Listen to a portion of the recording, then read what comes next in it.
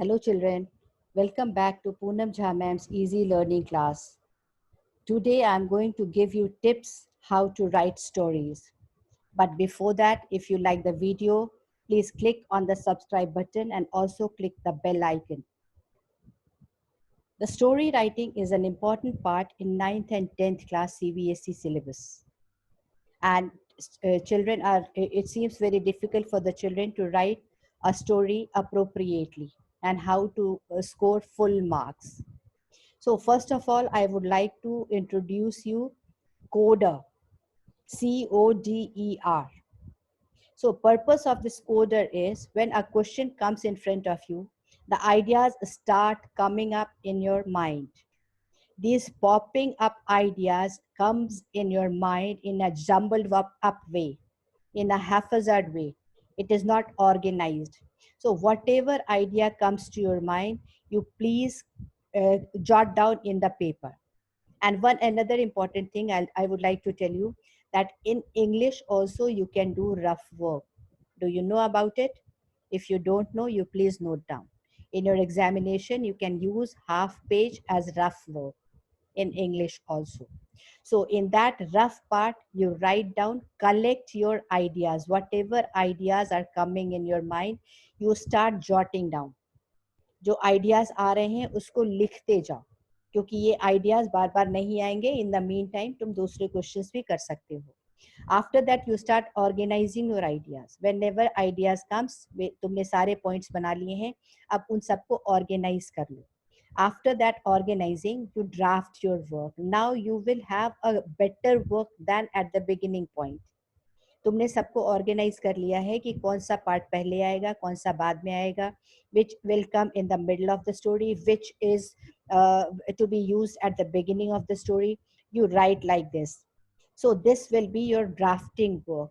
After that there comes editing part. कुछ parts उसमें ऐसे होंगे जो तुम्हें लगेगा कि नहीं ये useless है, ये point में add नहीं करूँगा, या कुछ पार्ट तुम्हें लगेगा जो मैंने ऊपर लिखा था वो नीचे आना चाहिए, जो मिडिल में लिखा था उसको ऊपर होना चाहिए. So this way you will do the editing of your work and then ultimately will be your revise and write your final draft of the question. In the question, in the story, you get three types of question. Either you have the beginning of the story that you have to expand, और the middle of the story तुम्हें दिया हुआ है जिसको expand करना है, जिसमें तुम्हें बिगिनिंग और एंड डालना है. अगर स्टार्टिंग दिया हुआ है तो तुम्हें मिडल और एंड डालना है. अगर एंड ऑफ द स्टोरी दी हुई है तो you have to write the beginning and the middle of the story. So this is the kind of question that you have to write. और हिंट्स आर गिवन. सिर्फ hints दिए हुए हैं. Hints का मतलब ये नहीं होता है कि सिर्फ उसको fill in the blanks type करके तुम उसको कंप्लीट कर लोगे. The ideas, the hints are only your ideas and you have to expand those ideas. Now points, there are important points which are to be kept in mind, जो तुम्हें हमेशा दिमाग में रखना होगा. A story should always be brief and direct. Brief मतलब unnecessary words को waste नहीं करना है, क्योंकि word limit is very important. If you exceed the word, as I go to board checking, we are very strict in evaluation for exceeding the words. तुम्हारे number कटते हैं words exceed होने के लिए.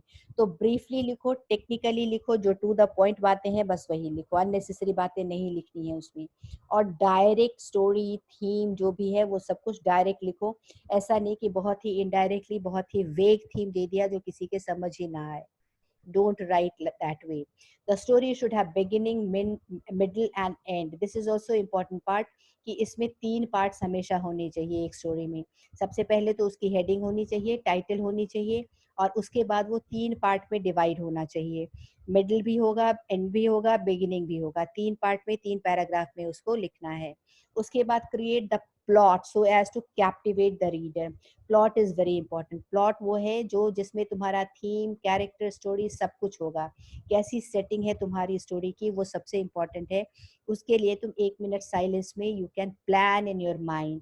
ऐसा नहीं कि जो भी आता गया उसको लिखते चले गए. That will not give you full marks. Again I am repeating, stick to the word limit that I have already quoted, that you have to be very limited in your word. Word से ज़्यादा नहीं लिखना है question को. ये नहीं सोचना है कि बहुत ज़्यादा लिखूंगा तो बहुत ज़्यादा नंबर आएंगे. Now the 4 basic elements of a story are theme, setting, plot, and characters. Theme है जो हमारा बेसिक स्टोरी का जो मेन पॉइंट होगा, किस चीज़ के ऊपर हम लिख रहे हैं। सपोज एक चोर के ऊपर लिख रहे हैं, एक छोटे बच्चे के ऊपर लिख रहे हैं, उसकी लाइफ में क्या क्या है वो सब कुछ हमारे दिमाग में होगा और एकदम क्लियर, क्रिस्टल क्लियर होना चाहिए वो कि हम क्या लिखने वाले हैं इस स्टोरी में। उसके बाद होगी setting. Setting will give you the background, कैसी जगह है। Suppose it is a village और it is on the street और it is in the doctor's room और it is in the robbers कहीं पे खड़े होके बात कर रहे हैं। So that is your setting.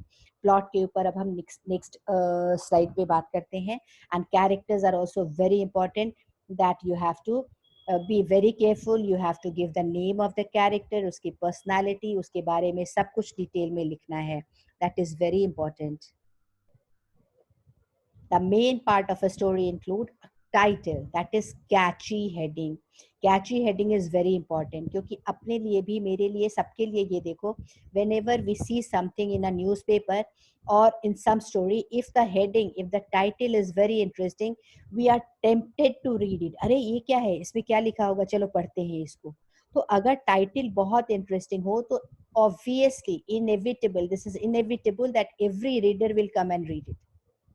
कोई रीडर छोड़ना नहीं चाहेगा अगर हम अच्छी सी हेडिंग देते हैं तो।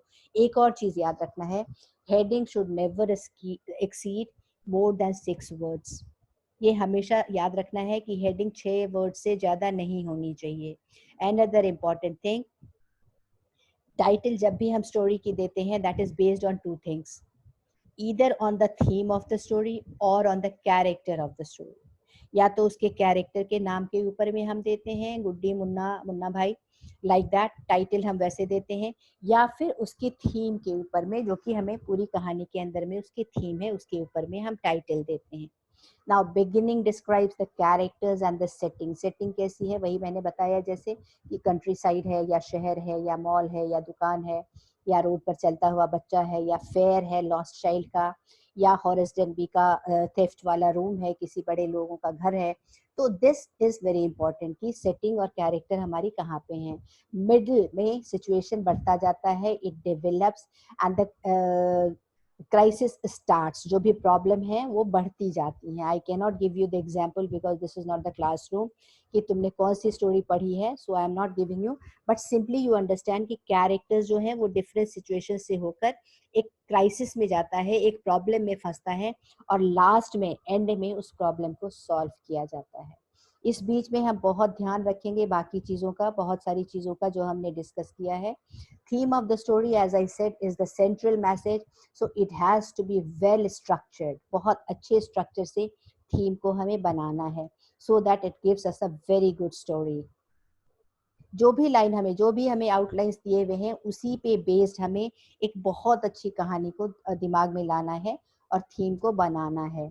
Now plot of the story, as I said that I will talk about the plot of the story in the next slide. This is, here we are. Plot of the story is the sequence of events that make up the story. The plot of the story consists of 5 steps. 5 steps में plot जो है वो बढ़ता है। First step होता है exposition, जो मैंने अभी बात भी की थी। इंट्रोडक्शन, कैरेक्टर्स और सेटिंग। किसी भी स्टोरी को तुम अपने दिमाग में ले आओ और देखो कि how the introduction starts, how we are introduced about the characters. Characters हमें कैसे इंट्रोड्यूस किया है राइटर ने, ऑथर ने, और उसने हमें डेफिनेटली एक सेटिंग दी है जिससे हमें पता चलता है कि वो स्टोरी कहाँ पे है, गांव में है, शहर में है, रोड पे है, किसी के घर के अंदर है। So this is the beginning of the story, that is included in the plot and this is called the exposition. Then comes the rising action. उसके बाद राइजिंग एक्शन होता है स्टोरी का।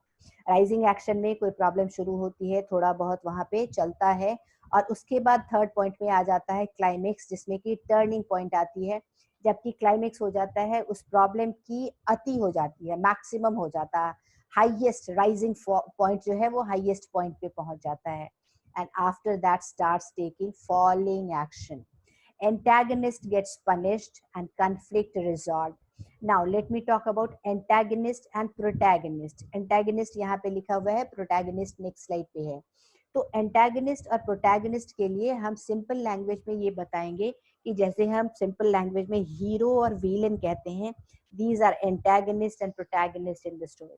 एंटागनिस्ट इज पनिश्ड, विलेन जो है वो punished होता है eight the and of the story, और हीरो जो है, प्रोटैगनिस्ट जो है, वो पूरी कहानी को आगे बढ़ाता है और हमारे सामने एक बहुत अच्छी सी कहानी लेकर आता है. And then comes the conclusion at the end. So antagonist and protagonist also have to be kept in mind. उनको भी ध्यान में रखना है कि किसको हमें, कौन से कैरेक्टर को हीरो बनाना है और किसको हमें विलेन बनाना है. This also needs to be kept in mind. A story becomes interesting if we keep the following points in mind. ये सारी बातों का ध्यान दिमाग में जरूर रखना है when we are framing, when we are developing a story. Answer all the WH questions. WH questions में who is the protagonist, जैसे मैंने बताया हीरो कौन है, वो कैसा काम करता है. Give his physical appearance and personality traits को भूलना नहीं है, उसके पर्सनालिटी ट्रेट्स को जरूर इंक्लूड करना है, उसके फिजिकल अपीयरेंस को जरूर बताना है कि वो लंबा था, मोटा था, काला था. पर्सनालिटी ट्रेट्स में हमें इंक्लूड करना है कि सपोज अगर कहती हूँ कि he was standing alone at on the road and just looking at the people but he was not going to talk to anyone. इसका मतलब है कि वो आइसोलेटेड रहता था, हमेशा सबसे बात नहीं करता था, वो एक अकेला टाइप का आदमी था. So this one line can give us the appearance, the personality trait of the man. So you have to give these appearances very carefully. What is the theme of the story that I said is very important. The theme selection is very important. Now where is the setting, that also I have spoken already about it. कि story कहाँ पे हो रहा है, place, scene, वो सब चीज develop करते हुए स्टोरी में जरूर डालनी है. व्हेन, कहाँ हुआ, कब हुआ, रात का टाइम था, दिन का टाइम था, दोपहर था, कब जा रहा था, कहाँ हो रहा था, ये सब चीजें जरूर लिखनी है. कन्फ्लिक्ट मतलब जो डिफरेंसेस हुए, लड़ाइयाँ हुई, वो सब क्यों हुआ, कहाँ से वहाँ उसकी जड़ कहाँ थी, where did it start, what was the beginning point. So these things needs to be explained in the story, otherwise the reader cannot understand what you are trying to explain. Then comes how the conflict or the situation is resolved. उसके बाद देखना है कि situation कैसे solve होता है, and that is the need of the protagonist. वहीं पर ही प्रोटैगनिस्ट की जरूरत पड़ती है, और एंटैगनिस्ट जो उसके विलन का काम कर रहा है उसको पनिशमेंट मिलती है. And then comes the conflict, that is situation that is resolved. The problem is always solved at the end. Now this is the points that we have discussed till now. Now go through the important points that will be helpful in creating an interesting story. A suitable title, that I said, is very important. That can arouse the curiosity of the reader. Only then a reader will be interested to read your story. Exam में reader नहीं है तो examiner जो है उसको पढ़ने में अच्छा लगेगा if it has a good story.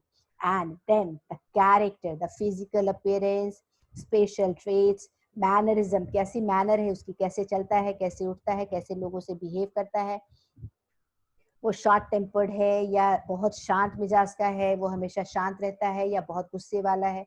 ये सब चीजें तुम्हें डालनी है कैरेक्टर के इंट्रोडक्शन, कैरेक्टर के पर्सनालिटी ट्रेट्स में.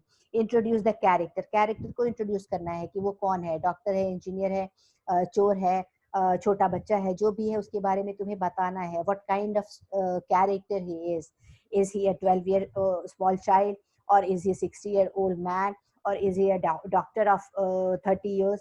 So whatever is there, you have to write it elaborately so that the reader can understand what you are going to write in it. Then comes use appropriate correct language. This is very important. Your language should be very appropriate. Use the words very much judiciously. बहुत ध्यान से, बहुत दिमाग से अच्छे अच्छे words use करने हैं. स्पेलिंग मिस्टेक बिल्कुल भी नहीं करनी है, because that becomes a negative part in scoring. उसके बाद आता है यूज वर्ब्स एंड एडवर्ब्स इलैबोरेटली. उसको प्रिसाइजली नहीं करना है, शॉर्ट में ब्रीफली नहीं करना है. फॉर एग्जाम्पल वॉक्ड स्लोली, सिर्फ वॉक्ड नहीं लिखना है, वॉक्ड स्लोली लिखना है कि वो धीरे धीरे चल रहा था. इससे उसका पर्सनालिटी ट्रेट पता चलता है हमें कि वो कैसा आदमी था. Right. Adjectives to be described well. For example calm face, serenity was there on his personality. वो बहुत ही शांत सा था, धीरे धीरे आराम से जा रहा था. जाते हुए उसको एक बहुत लंबा आदमी मिला. सिर्फ आदमी मिला भी लिख सकते हो, बट लंबा आदमी मिला. So you have to add adjectives in your story without failing. to skip it. You all have to mention these things in your story. That can give you a very good write up, very good story, interesting story. And in each paragraph use at least one figure of speech.